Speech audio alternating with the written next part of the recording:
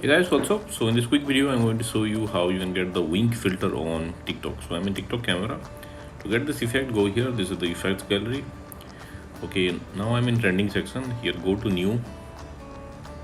Okay, and remember this image. This is the filter. Tap on it. Okay, and this is the effect. You can use it on a picture also.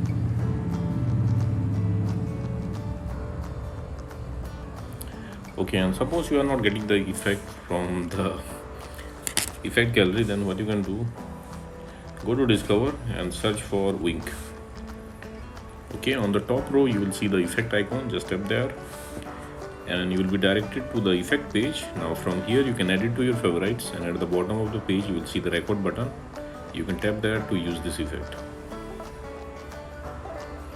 Likewise, and suppose you are not getting the effect from discover also, then what you can do, let me go back. Okay, visit this website. Link to this website I'll give you in the description box below. So here in this website you will see the effect icon. Just tap on the effect icon and open it with TikTok. You will be directed to the effect page. Now tap on the record button at the bottom of the screen. And there you go, you got the filter. So that's it guys. Likewise, you can get this wink filter on TikTok. So thanks for watching the video guys. See you on the next video.